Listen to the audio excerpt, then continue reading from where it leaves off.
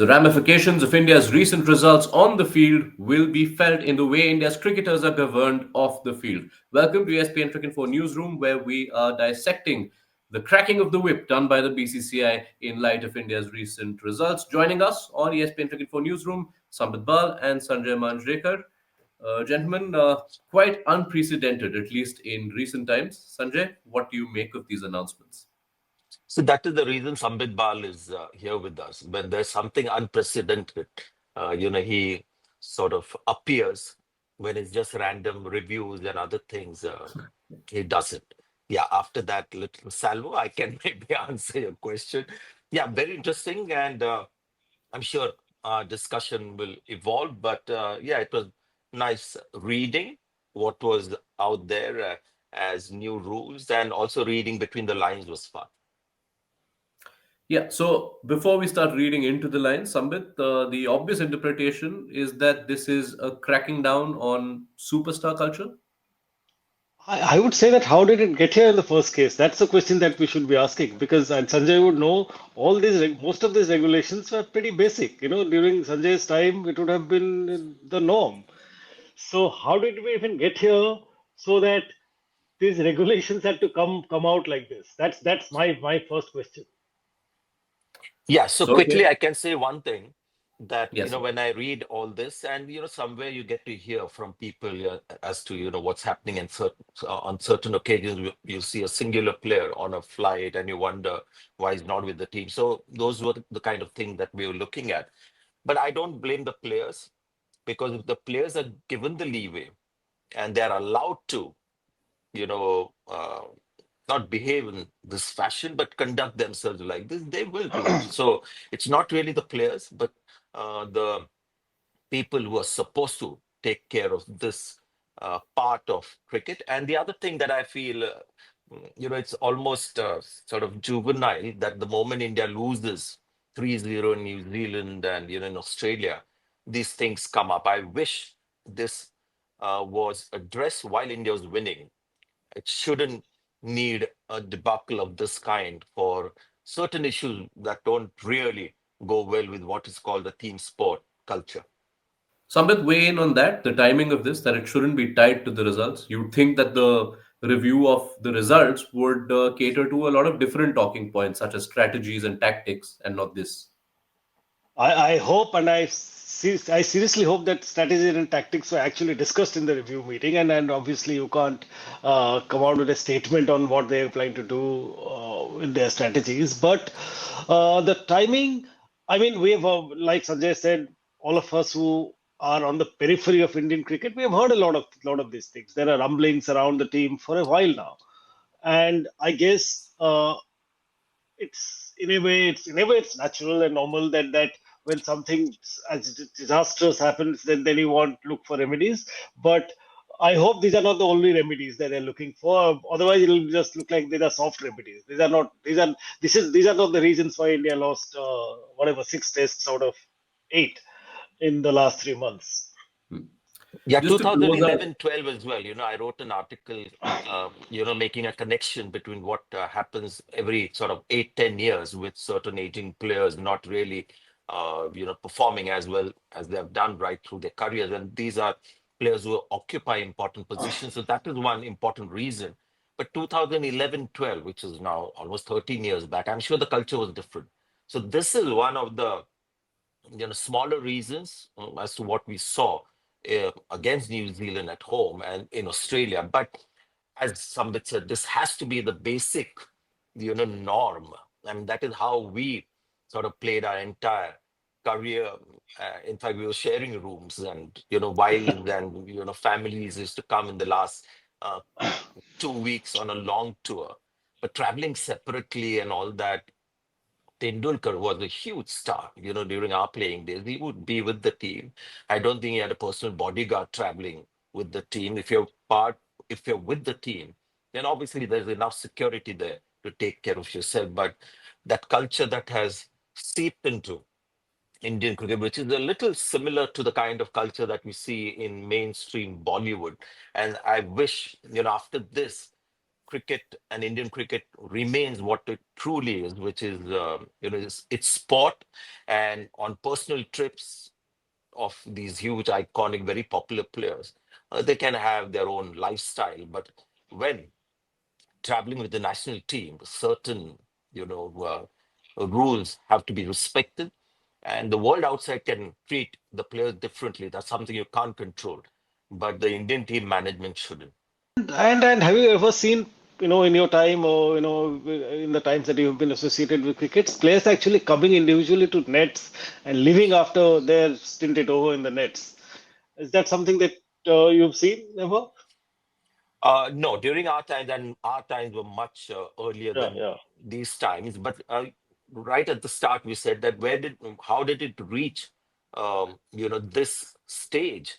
And that's why I feel the players are not really the ones to be looked at. And, this kind of cracking of the whip on the players, it should be more about the people who are supposed to be in charge. What's the manager of the Indian cricket team and Yeah. all these last trip, because he's more in charge of that aspect than the coach and, the chairman of selectors who was in that meeting. So all that has to come under more scrutiny and spare the players. It's very easy that they don't perform well and then you crack the whip on the players. No, go after the guys who had control over this matter and they've just let it slip.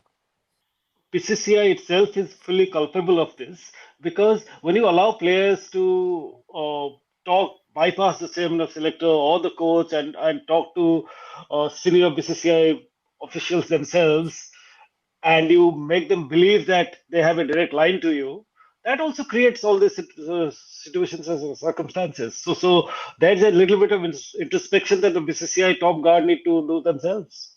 The issue of families on tour. I want to get the ex players' perspective on it. Where do you stand on it and the cracking down on it? I was actually, and there were few like us, honestly, who felt that we were better off just being on our own. We had a tour of Australia for about 4.5 months, and towards the end, the wives joined it, which was welcome.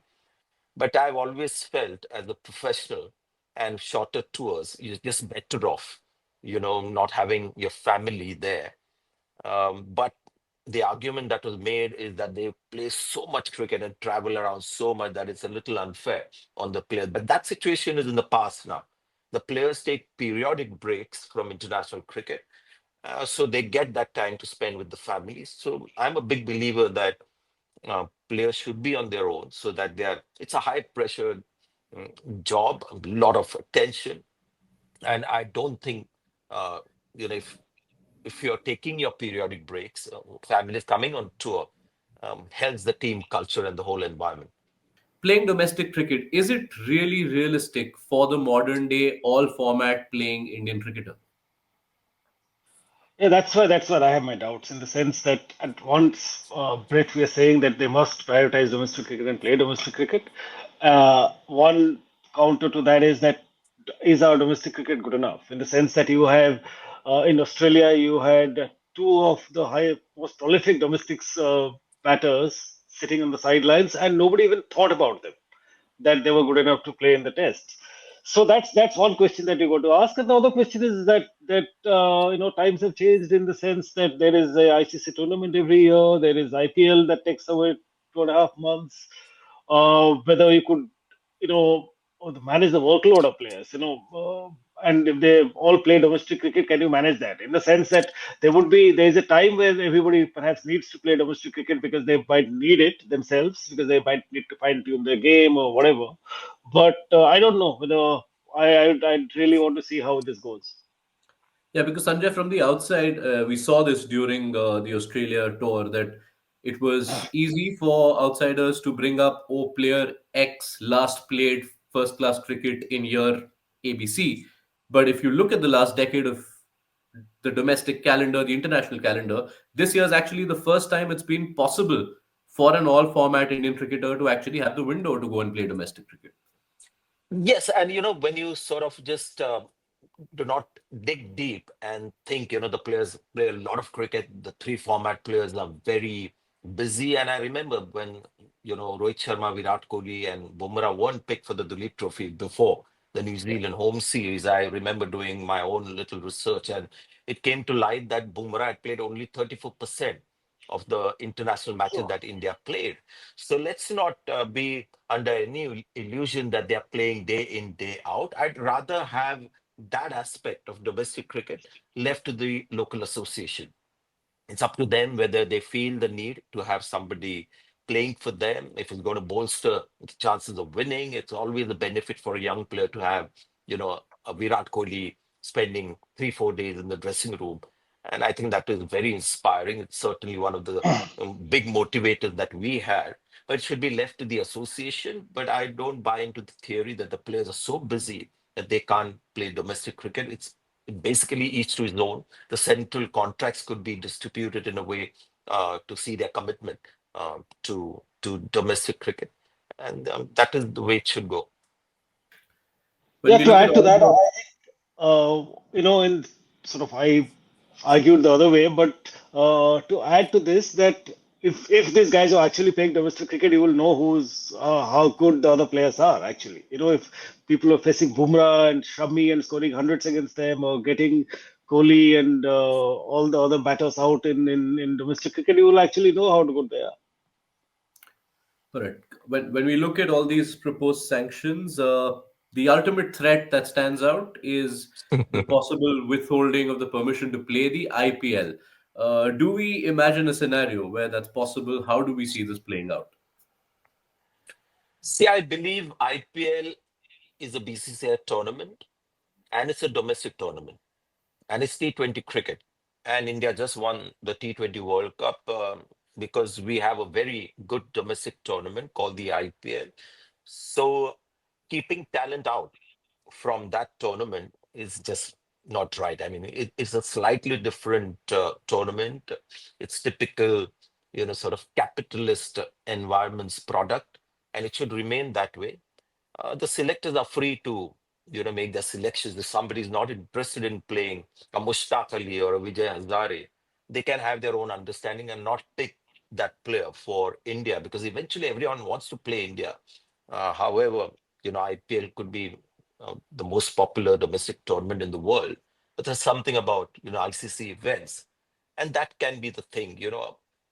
This threat, I'm not sure it resonates well. I suppose this is more symbolic. I don't know whether this will ever come to pass, that people will be actually denied permission to play the IPL. But it's the biggest stick that the BCCI has. So and because they operate in a fairly sort of to use the right word, in a monopolistic environment, because they can afford to. Their players don't have the chance to go and play anywhere else. So that's the biggest stick they have, and they've kind of wave that stick here, but I don't know whether it'll be ever used.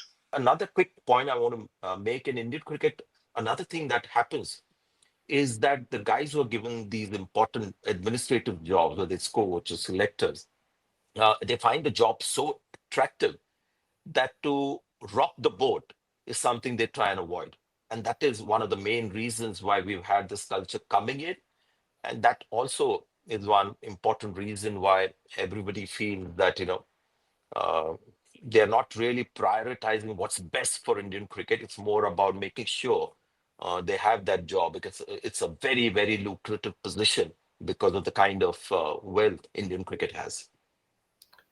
All right, we will leave it there. Thank you, Sanjay Manjrekar, Sambit Bal. Lots to Thank dissect. you. Let's see which way Indian cricket goes. It looks like they're going old school to safeguard the future of Indian cricket.